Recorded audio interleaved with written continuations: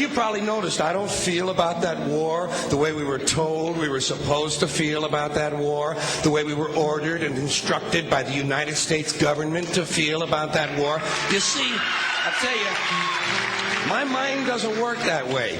I got this real moron thing I do. It's called thinking. And I'm not a very good American because I like to form my own opinions. I don't just roll over when I'm told to. Sad to say, most Americans just roll over on command. Not me. I have certain rules I live by. My first rule, I don't believe anything the government tells me. Nothing.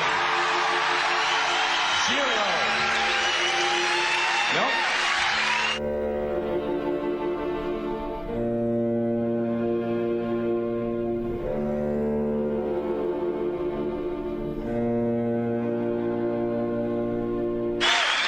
And I don't take very seriously the media or the press in this country, who in the case of the Persian Gulf War were nothing more than unpaid employees of the Department of Defense, and who most of the time function as kind of an unofficial public relations agency for the United States government.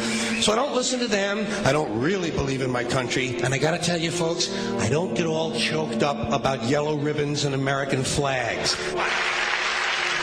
Now, to balance the scale, I'd like to talk about some things that bring us together.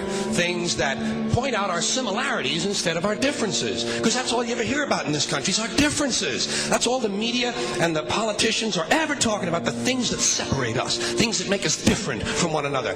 That's the way the ruling class operates in any society. They try to divide the rest of the people. They keep the lower and the middle classes fighting with each other so that they, the rich, can run off with all the fucking money. Fairly simple thing, happens to work. You know, anything different, that's what they're going to talk about. Race, religion, ethnic and national background, jobs, income, education, social status, sexuality, anything you can do, keep us fighting with each other so that they can keep going to the bank. You know how I describe the economic and social classes in this country? The upper class keeps all of the money, pays none of the taxes. The middle class pays all of the taxes, does all of the work. The poor are there just to scare the shit out of the middle class. Keep them showing up at those jobs. Politicians know that word. They use it on you. Politicians have traditionally hidden behind three things: the flag, the Bible, and children. No child left behind. No child left behind. Oh, really? Well, it wasn't long ago you were talking about giving kids a head start. Head start, left behind? Someone's losing fucking ground here. But there's a reason. There's a reason. There's a reason for this. There's a reason education sucks, and it's the same reason that it will never, ever, ever be fixed. It's never going to get any better. Don't look for it. Be happy with what you got. Because the owners of this country don't want that. I'm talking about the real owners now.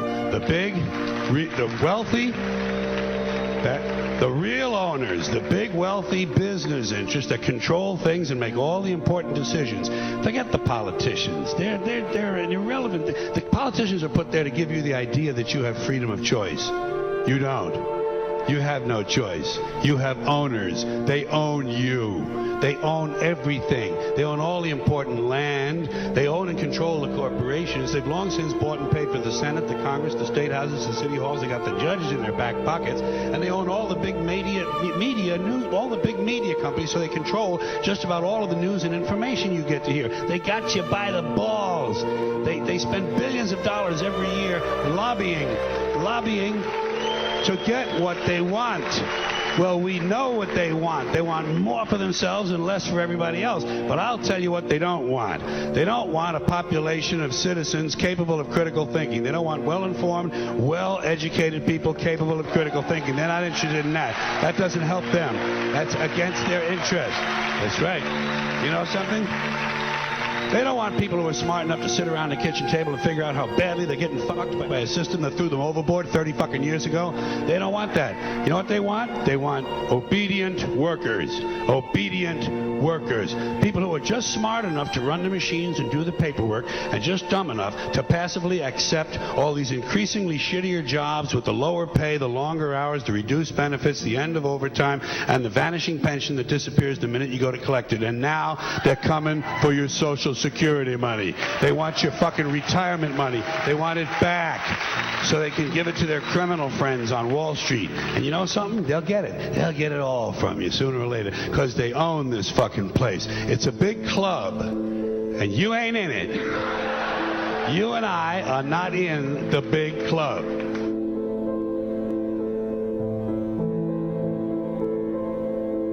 The greatest form of control is where you think you're free when you're being fundamentally manipulated and dictated to. One form of dictatorship is being in a prison cell and you can see the bars and touch them. The other one is sitting in a prison cell but you can't see the bar, you think you're free. What the human race is suffering from is mass hypnosis. We are being hypnotized by people like this. Newsreaders, politicians, teachers, lecturers. We are in a country and in a world that is being run by unbelievably sick people. The chasm between what we're told is going on and what is really going on is absolutely enormous.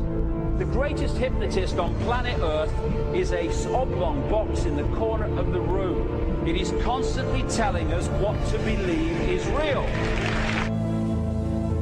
Historically, the control and manipulation of political opinion has been the Freemasons' main weapon in gaining control of countries and states. Once in control of the rulers and politicians of a country, laws and political structures could be changed in accordance with their agenda. However, since restricting the body does not necessarily mean restricting the mind, the Freemason recognizes that their plan for a global government hinges completely on subduing the masses to their agenda, and thus eliminating opposition to their cause. And the greatest threat to their plan, posing more danger than any army or law, is the threat of a free-thinking mind. In order to eliminate this threat and to achieve their objective, the Masons have set about the boldest plan ever devised: the complete control of every aspect of human life, your life.